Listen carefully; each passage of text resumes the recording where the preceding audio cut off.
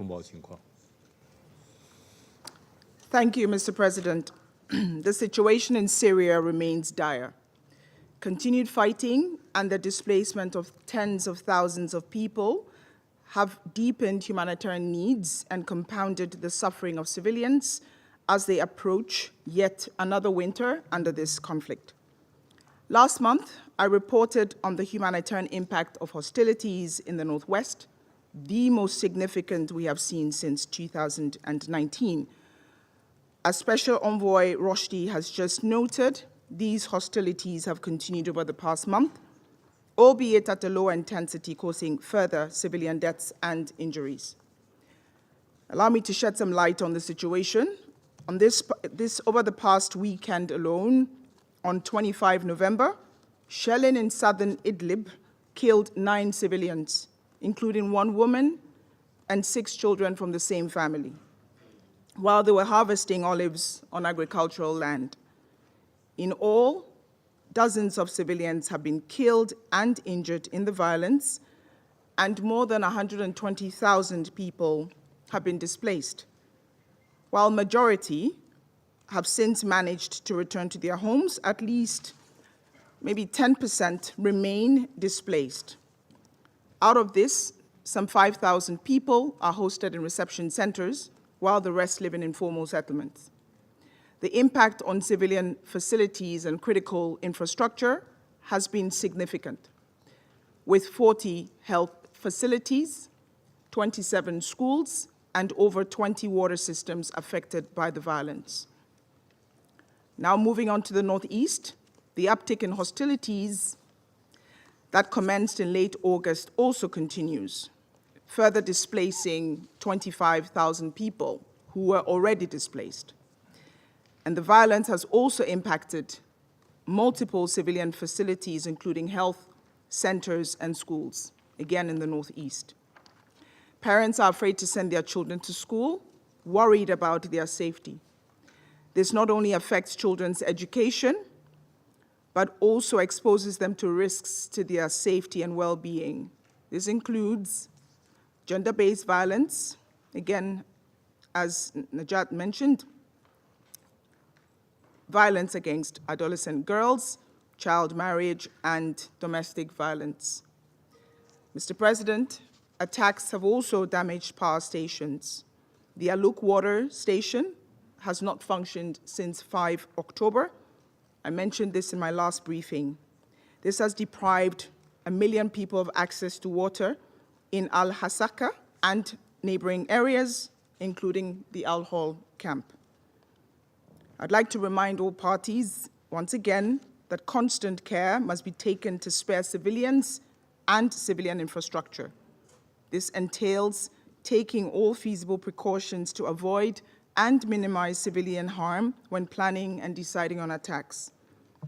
Meanwhile, crossings on the eastern bank of the Euphrates River remain closed, hampering the ability of people to access assistance, including health services.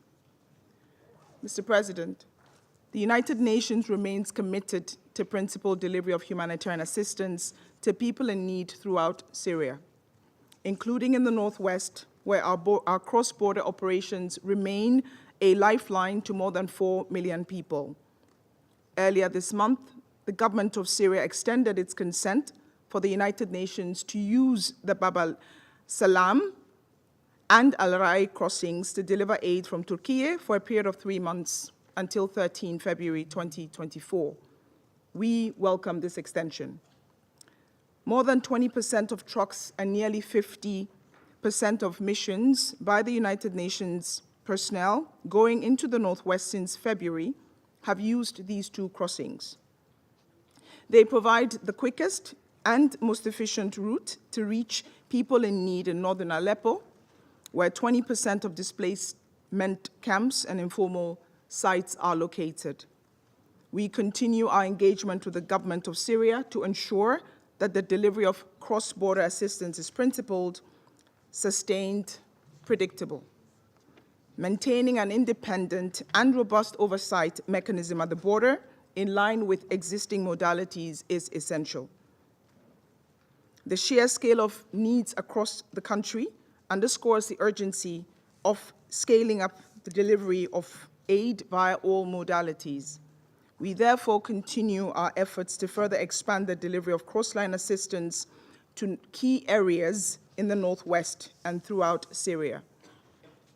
Mr. President, the winter is approaching, and it's already exacerbating the suffering of displaced people, some 3.2 million of whom are located in government areas.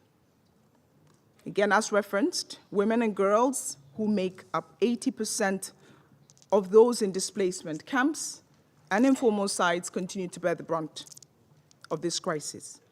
A staggering 92% of women-headed households in displacement camps in Syria report insufficient ability or complete inability to meet the basic needs of their families. One of these women is Reem, the breadwinner of her family. I have 5 children. We can't afford to eat. How can we survive this winter? She recently told one of our colleagues. She cannot afford fuel to heat, for heating and clothes to keep her children warm. Mr. President, members of the Council, the lack of protection against cold temperatures poses significant health risks, particularly for vulnerable segments of the population, such as children and the elderly.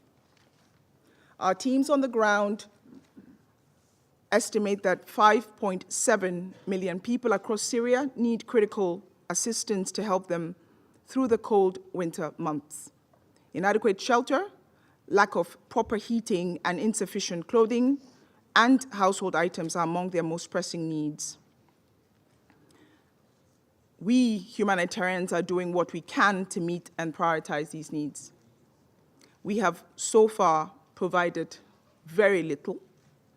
100,000 people, some 26,000 families with dignified shelters, with efforts ongoing to provide similar support to another 7,000 families, 5 per family.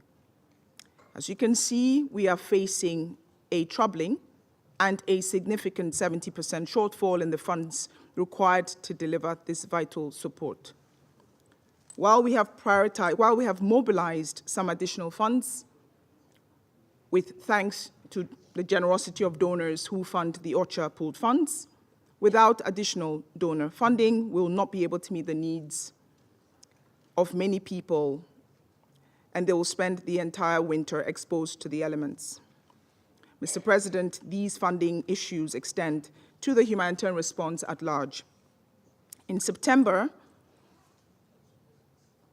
the Council was informed that the humanitarian response plan was 30% funded.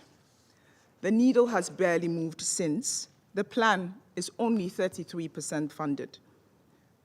We are grateful again for the generosity of donors, $1.8 billion received out of the $5.4 billion requested. Let me remind the Council that at this time last year, we were 44% funded, this time 33%. Such low funding levels are unprecedented for a humanitarian crisis of this magnitude. I cannot overstate the impact this lack of resources is having on our ability to meet the needs of millions of people in desperate need throughout Syria. 2.5 million people no longer receive the food assistance they need. The number of those receiving food assistance decreased further by 45%, again, as earlier mentioned, after WFP cuts in June from 5.2 million people to 3 million people. 2.3 million women of reproductive age are losing access to sexual and reproductive health services, including maternal health care. This is 10.4% of the population. Close to 1 million children under the age of 5 are not receiving routine immunizations. Almost 6 million people are not receiving urgently needed nutritional assistance. 74% of these people are women and children and girls. This includes 200,000 acutely malnourished children, 27% of the population. Hundreds of hospitals and health centers are being forced to close or scale down operations due to lack of funding. And survivors of gender-based violence are losing access to necessary support and healthcare, while prevention activities are being deprioritized to meet the most urgent absolute needs. Mr. President, the people of Syria have suffered more than enough. Yet this winter, humanitarians are being asked to prioritize one vulnerable life over another vulnerable life. We are being forced to cut critical assistance programs when there is little chance for the restoration of regular services. This is the stark reality of the current situation. Mr. President, members of the Council, what we need is urgent funding to save lives and stem a further catastrophic deterioration of the humanitarian situation. We need funding, we need it now. We need sustained humanitarian access through all modalities as well. And more than anything else, we need genuine progress towards an end to this conflict, without which it is simply impossible to stem the tide of vast humanitarian needs in Syria. Thank you. 感谢Wosornu女士的发言。